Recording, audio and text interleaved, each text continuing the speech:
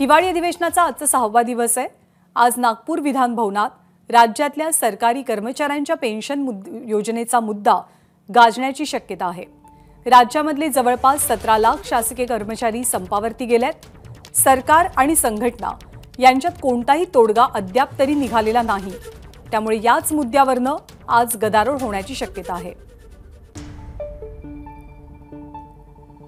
विधान भवन परिसरातनं आपले प्रतिनिधी निलेश बुधावले आणि सुशांत सावंत दोघे आपल्या सोबत आहेत। निलेश, तुम्ही आपल्या प्रेक्षकांना माहिती द्या, सुशांत आणि तुम्ही मिळून, की आज कोणकोणते महत्त्वाचे मुद्दे पटलावरती येणार आहेत, सत्ताधारी विरोधकांची आजच्या दिवसाची रणनीती कशी आहे आणि काय घडण्याचा अंदाज आहे आज दिवसभराच्या कामकाजादरम्यान?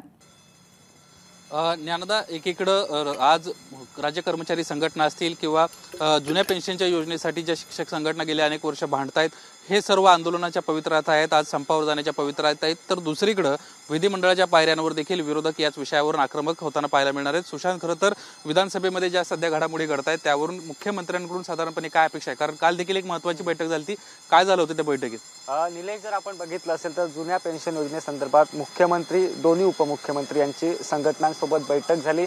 मुख्यमंत्र्यांनी त्यांना आश्वासन दिलं की आम्ही तोडगा काढू, मार्चच्या अधिवेशनापर्यंत आपण हा विषय जो आहे तो मार्गी लावू। मात्र तरी देखील जर आपण बघितलं असेल तर संघटनांचं समाधान झालेलं नाही। संघटना ज्या आहेत त्या आपल्या मतावर ठाम आहेत, जोपर्यंत निर्णय होत नाही, ठोस तारीख दिली जात नाही, तोपर्यंत आम्ही माघार घेणार नाही। त्यामुळे संघटना ज्या आहेत त्या संपावर गेलेल्या आहेत। त्यामुळे आज मुख्यमंत्री नेमकं निवेदन करणार का, संघटनांना नेमकं काय सांगणार? कारण जर काल पाहिलं असेल तर उपमुख्यमंत्री देवेंद्र फडणवीस यांनी देखील सांगितलं की आम्ही तुमच्या सोबत आहोत, काही जुन्या पेन्शन योजना आहेत त्याचा आपण अभ्यास करू आणि त्यानंतर निर्णय घेऊ। तर अजित पवार यांनी देखील त्यावेळी आपण जर बघितलं संघटनांना कुठेतरी सांगण्याचा प्रयत्न केला की आपण तोडगा काढू, तोडगा काढण्याच्या मानसिकतेत सरकार आहे। मुख्यमंत्र्यांनी देखील आश्वासन दिलंय, मात्र संघटनांचं समाधान झाले नाही। मात्र जर निलेश, कालच्या जर बैठकीत बघितलं असेल तर मुख्यमंत्र्यांनी या दरम्यान उद्धव ठाकरेंवर देखील निशाणा साधला। कारण उद्धव ठाकरे संपाच्या कर्मचाऱ्यांच्या इथे व्यासपीठावर गेले होते आणि ते म्हणाले की जर मी मुख्यमंत्री असतो तर मी हा मार्ग काढला असता। त्यावेळी एकनाथ शिंदे म्हणाले की जे 2.5 वर्ष होते त्यांनी काही दिलं नाही, ते नुसते भाषणं करून गेलेत, मात्र मी यावर तोडगा काढेल।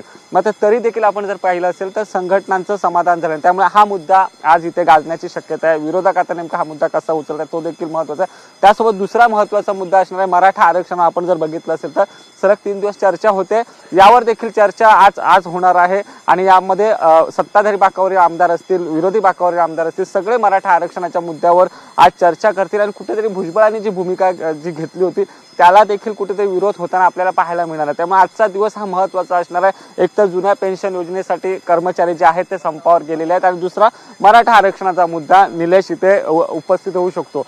विधान परिषदेत निलेश काय होणार आहे, आज नेमकं काय होऊ शकतं? विधान परिषदेमध्ये प्रामुख्यानं मागच्या कालपासून खरं तर मराठा आरक्षणावर चर्चा सुरू झालेली आहे आणि मागचे 3 दिवस झालं महत्त्वाचा एक मुद्दा होता अवकाळी संदर्भातला, त्याच्यावर अल्पकालीन चर्चा घेऊ अशा पद्धतीचं विधान परिषदेच्या सांगण्यात आलं होतं, मात्र ती चर्चा पार पडत नव्हती। आज मात्र ही चर्चा पार पडणार आहे आणि अवकाळी संदर्भामध्ये खास करून विरोधक आक्रमक होताना पाहायला मिळतील।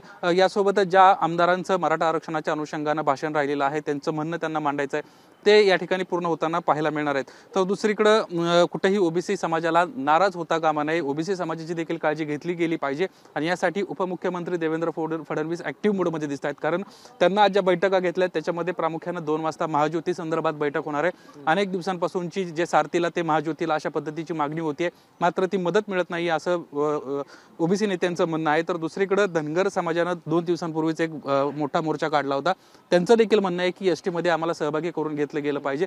तर त्यांची देखील एक महत्त्वाची बैठक आज या ठिकाणी पार पडताना पाहायला मिळणार आहे। खरं तर विदर्भात अधिवेशन होत आहे, त्यामुळे विदर्भातले प्रश्न प्रामुख्याने यायला हवेत असं या विदर्भातल्या सगळ्या नेत्यांचं म्हणणं असतं आणि त्यामध्ये एक प्रामुख्याने मागच्या काही दिवसांपासून अभिजित वंजारी जी लक्षवेधी मांडतायत त्याला संधी मिळत नाहीये, त्यामुळे ते कुठेतरी नाराज आहेत अशी देखील माहिती मिळते।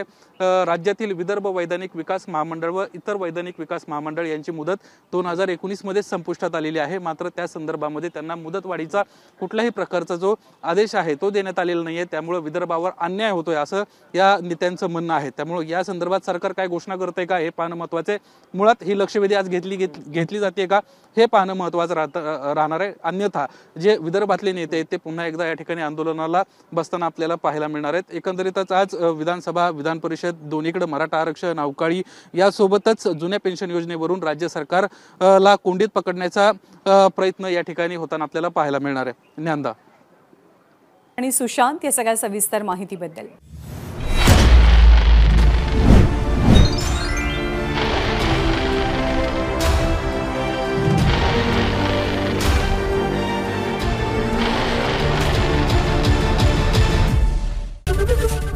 एबीपी माझा, उघडा डोळे बघा नीट.